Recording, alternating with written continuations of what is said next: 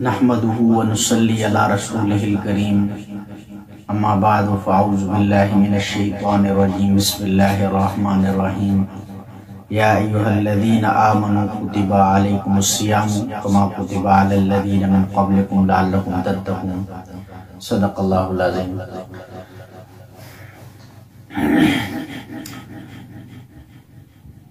میرے انتہائی واجب الاحترام میرے ساتھیوں، اللہ تعالیٰ نے رمضان کے جو روزے ہمیں دیے ہیں اور یہ ہمارے اوپر فرض ہیں، اس کے بارے میں قرآن پاک کی ایک آیت کریمہ جو ابھی پڑھی ہے، اس کے اندر ذکر ہے کہ اے ایمان والو، تمہارے اوپر بھی روزے فرض کیے گئے ہیں اسی طرح جس طرح تم سے پہلے لوگوں پر فرض کیے گئے۔ اب سب سے پہلے اس بات کو یاد رکھیں، میں مختصر خلاصہ آپ کے سامنے رکھوں گا، اس کے متعلق مسائل میں رفتہ رفتہ پورے رمضان میں میری کوشش ہوگی کہ روزوں کے متعلق جو مسائل ہیں وہ بھی آپ کے ساتھ شیئر کروں، لیکن یہ یاد رکھیں کہ ایک تو ہم یہ ایک فریضہ ادا کرتے ہیں روزوں کا، تو صرف ایک ہم فریضہ اور اللہ کا حکم ادا نہیں کرتے، بلکہ اللہ اس کے ذریعے دنیا آخرت کی خیریں اور بلائیاں ہمیں عطا فرما دیتا ہے۔ اب اس رمضان مبارک کے مہینے کو آپ دیکھیے تو اس کا دن بھی خیر سے خالی نہیں، اس کی رات بھی خیر سے خالی نہیں، اس کی سحری بھی اور اس کی افطاری بھی خیر سے خالی نہیں۔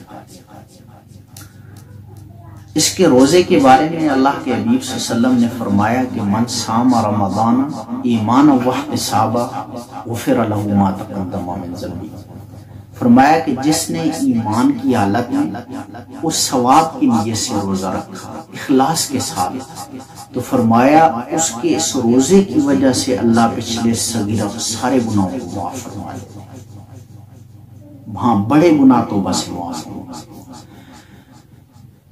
اور اس کے رات کے متعلق تراویح کے متعلق اللہ کے نبی صلی اللہ علیہ وسلم نے کیا فرمایا؟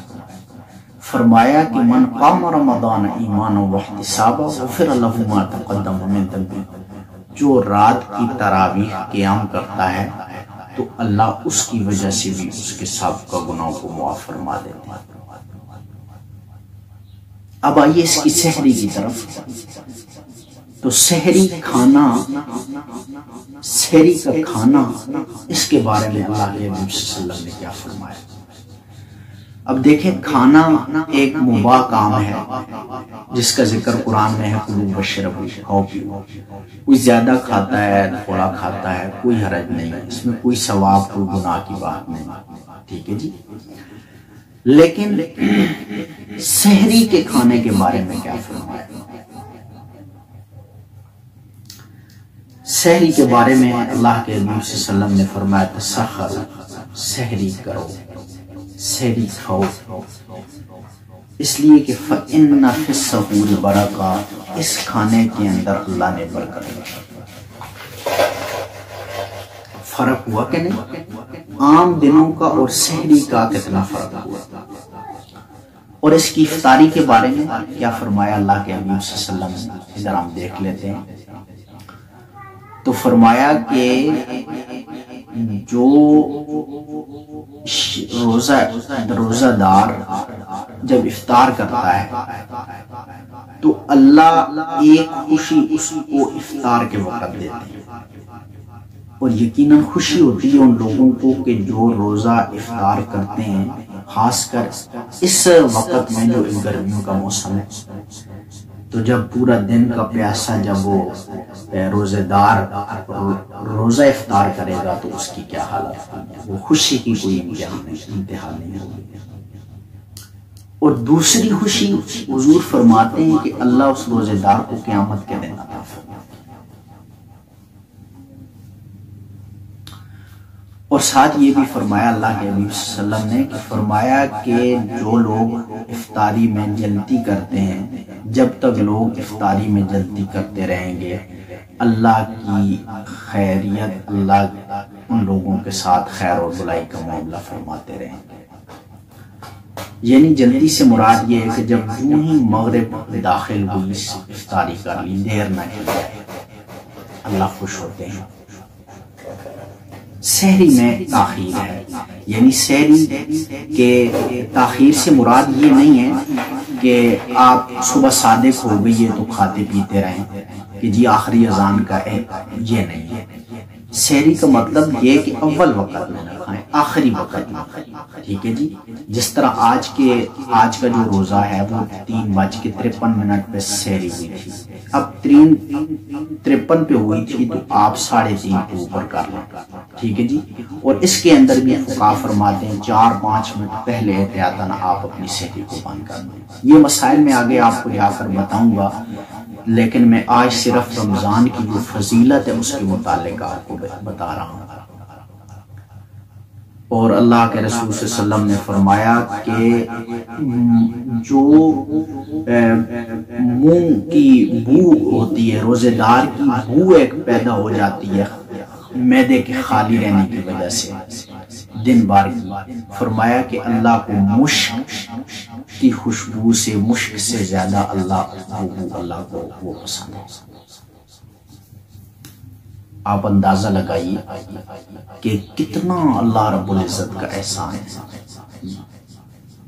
اور یہ تو فرائض ہیں، یہ تو ہم نے ہر صورت میں ادا کرتے ہیں، اس میں معافی کی صورت نہیں، ٹھیک ہے۔